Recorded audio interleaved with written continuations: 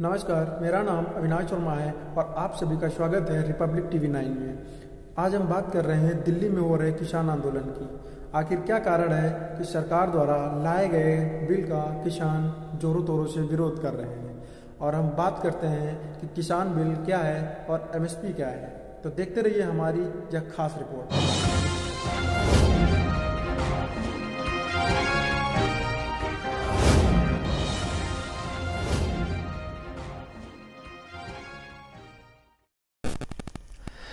नरेंद्र मोदी सरकार कृषि क्षेत्र में सुधार के लिए 3 बिल लेकर आई है। लोकसभा राज्यसभा में बिल पास होने के बाद राष्ट्रपति के पास हस्ताक्षर के साथ ही यह बिल अब कानून बन गया। हम बात करते हैं पहले बिल के बारे में।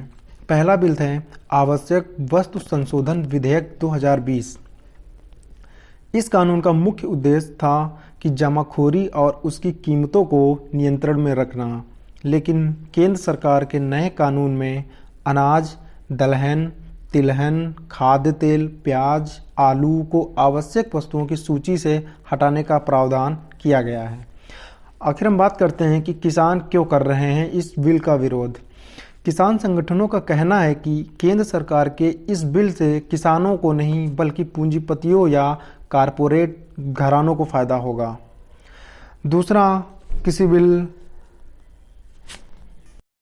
बात करते हैं हम दूसरे बिल की। दूसरा बिल है कृषि उत्पादन व्यापार और वाणिज्य कानून 2020। केंद्र सरकार का कहना है कि इस नए कानून से किसानों को मंडी से बाहर भी अपनी फसल बेचने की आज़ादी मिलेगी। किसान दूसरे राज्य में जाकर भी अपनी फसल बेच सकता है। साथ ही साथ किसानों को मंडियों को कोई फीस भी नहीं देनी होगी। आखिर इस बिल का क्यों किसान कर रहे हैं विरोध? इस बिल को लेकर या इस कानून को लेकर किसानों का कहना है कि केंद्र सरकार में बिल में यह स्पष्ट नहीं किया गया है कि मंडी से बाहर फसल बेचने पर किसान को अपनी फसल का न्यूनतम मूल्य मिलेगा या नहीं। किसानों को डर है कि फसल उत्पादन ज़्यादा होने पर व्यापारी किसानों से मंडियों की बाहर की कम कीमत पर फसल खरीदेंगे। बात करते हैं हम तीसरे बिल की। तीसरा बिल है कृषक कीमत आश्वासन और कृषि सेवा पर करार।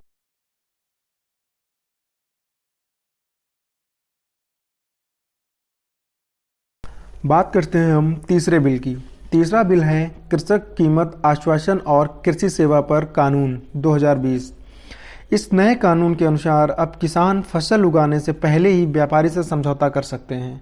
इसके तहत व्यापारी को फसल की डिलीवरी के समय ही 2/3 राशि का भुगतान करना होगा और बाकी का पैसा 30 दिन के अंदर करना होगा। साथ ही खेत से फसल उठाने की जिम्मेदारी भी व्यापारी की होगी। आखिर इस बिल का क्यों कर रहे हैं विरोध? किसानों का कहना है कि सरकार ने भले ही फसल का भंडारण करने की अनुमति दे दी हो, लेकिन किसानों के पास फसल भंडारण करने की व्यवस्था ही नहीं है, जबकि व्यापारियों के पास फसल का भंडारण करने की व्यवस्था होती है। ऐसे में फसल की कीमत तय करने का अधिकार बड़े व्यापारियों या कंपनियों के पास आ जाएगा तथा किसानों की भूमिका ना के बराबर हो जाएगी। आखिर हम बात करते हैं कि किसानों की मांग क्या है। किसानों की केंद्र सरकार से पहली मांग यह है कि वह कृषि क्षेत्र में सुधार के नाम पर लाए गए तीनों बिलों को रद्द कर दें और उनकी जगह नए कानून लाएं। नए कानून लाने से पहले सरकार किसानों से बात करे और उनकी मांगों को नए बिल में शामिल करे।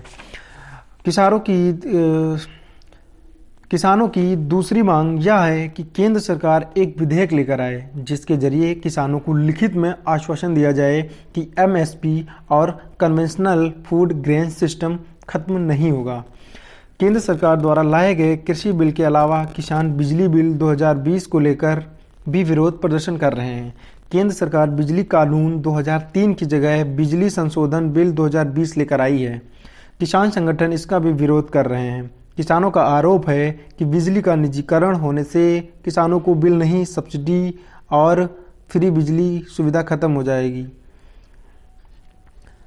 किसानों का आरोप है कि बिजली का निजीकरण होने से किसानों को मिल रही सब्सिडी और फ्री बिजली की सुविधा खत्म हो जाएगी। साथ में महंगी बिजली मिलने की संभावना भी बनी रहेगी। किसानों की एक मांग यह भी है कि पंजाब में पराली जलाने के आरोप में गिरफ्तार किए गए किसानों को रिहा किया जाए। दरअसल एक प्रावधान के अनुसार पराली जलाने पर किसान को 5 साल तक की जेल और 1 करोड़ रुपए का जुर्माना हो सकता है। मोदी सरकार क्यों नहीं मांग रही किसानों की मांगें? इस पर हम चर्चा करते हैं। प्रधानमंत्री से लेकर उनके मंत्री भी यह बात बार बार कह रहे हैं कि एमएसपी पर फसलों की खरीदारी पहले की तरह ही जारी रहेगी, लेकिन यह बात बिल में लिखकर नहीं देना चाहती। आखिर इसका कारण यह है कि सरकार का कहना है कि इससे पहले कानून में भी यह बात लिखित में नहीं थी, ऐसे में इसे बिल में शामिल नहीं किया जा सकता। सरकार को किसानों की मांगें मानना इतना आसान नहीं है। इसका कारण सरकार को किसानों की मांगें मानना इतना आसान नहीं है।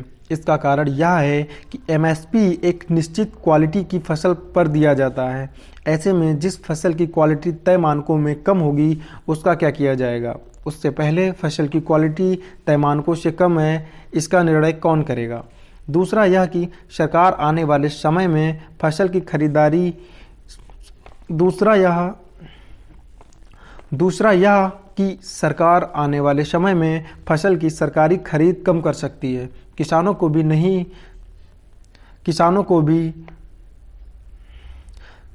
भी यही डर सता रहा है। इसके अलावा एक बात और कि अगर सरकार पहले ही सरकारी खरीद कम करने का मन बना चुकी है तो वह निजी कंपनियों को इस बात के लिए बाध्य नहीं करना चाहती है कि वह एमएसपी पर पूरी फसल खरीदे, क्योंकि निजी कंपनियों को एमएसपी पर पूरी फसल खरीदने के लिए बाध्य करने से किसानों पर निजी कंपनियों का वर्चस्व खत्म हो जाएगा। ऐसे में हो सकता है कि निजी कंपनियां फसल कम खरीदें और किसान की फसल को सरकार ही खरीदने पर मजबूर हो जाएगी। यही कारण है कि सरकार किसान की इस मांग को मानने का आश्वासन तो दे रही है, लेकिन इसे लिखित में नहीं देना चाहती। अब हम बात करते हैं एमएसपी। एमएसपी है क्या? बात करते हैं एमएसपी की। एमएसपी के हित की रक्षा के लिए बात करते हैं हम एमएसपी के बारे में। एमएसपी क्या है? एमएसपी किसानों के हित की रक्षा के लिए देश में न्यूनतम समर्थन मूल्य यानी एमएसपी की व्यवस्था की गई है।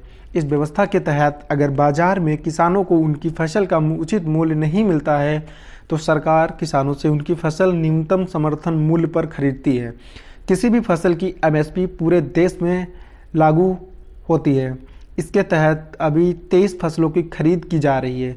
इसमें गेहूं, ज्वार, बाजरा, धान, मक्का, मूंगफली, सोयाबीन, मूंग, तिल और कपास जैसे फसलें शामिल हैं।